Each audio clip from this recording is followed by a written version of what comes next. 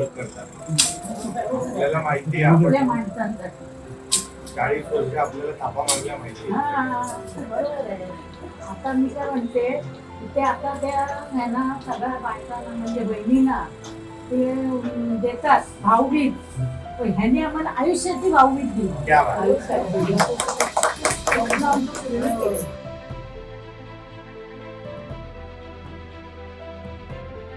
हा हे म्हणायचे तुमच्याकडे दुधांचे पप्पा आपलं धारावीच झाल्यास आपलं काय होणार नाही. पण धारावी राहिली आणि आम्ही राहिलो आणि आमच्या हयातीमध्ये बघायला मिळाले म्हणजे आम्ही पुढे गेलो. पण एकदम चौकं पूर्ण नाही. मी आता पहिल्यांदा बीडीडीला 2012 ला आलो.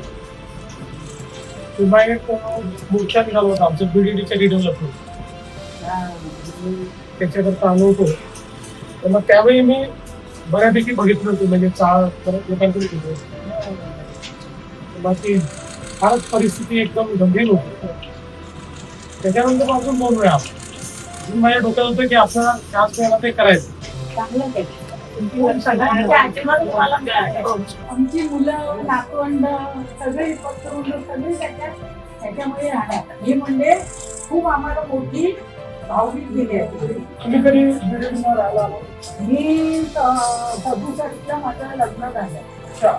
हा माझ्या जन्माच्या आधी म्हणजे याच्यावर आम्हाला हे लक्षात आलं की जो आपण नवीन डेव्हलपमेंट करतो रूल केले आहेत त्याच्यामधल्या ही चूक आहे की त्याच्यामध्ये आपण पार्किंगचे नॉर्म्स फार कमी करून टाकले आहेत या आशेवर की लोक पब्लिक ट्रान्सपोर्ट वापरतात. पब्लिक ट्रान्सपोर्ट वापरतील तरी लोकांना गाडी घेतात, काढली नाही बाहेर तरी घेतात. ते आता ते मी आता ते भांडण सांगितलं. या प्रोजेक्टमध्ये आणि चांगली गोष्ट की पार्किंगमध्ये टाटाकांना कळलं आम्हाला अधिकृत नाही की जे तुम्ही आता ईव्हीला जे प्रोत्साहन तुम्ही दिलेलं आहे ते चांगलं केलं. चार्जिंग त्याच्यानंतर परत चालू त्यांनी हे चालू करणार ते लोक आणि नावं घेत आहेत कोणाकोणाची. त्याच्यानंतर सीसीटीव्ही कॅमेरे आहेत हे त्यांनी ओके केले.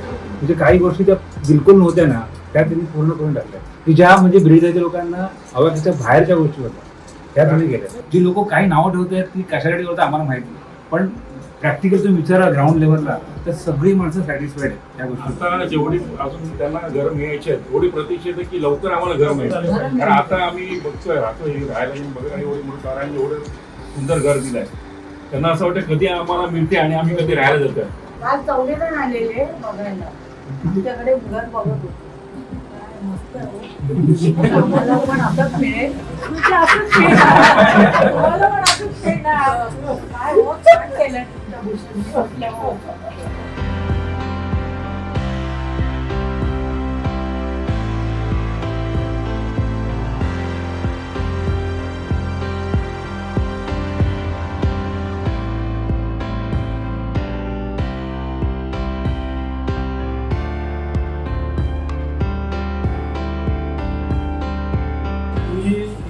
प्रार्थना करतो की 12 वर्षानंतर इथे राहणारे जे लोक आहेत त्यांची एवढी प्रगती होईल की त्यांना 5,000 रुपये काही वाटणार.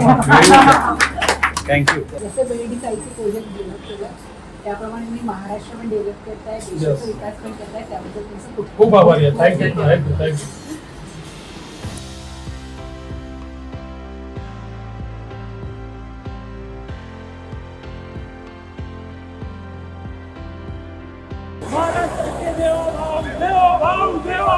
धन्यवाद देवा भाऊ. धन्यवाद देवा भाऊ. धन्यवाद देवा भाऊ. जय श्रीराम. साक्षात फोटो. धन्यवाद देवा भाऊ.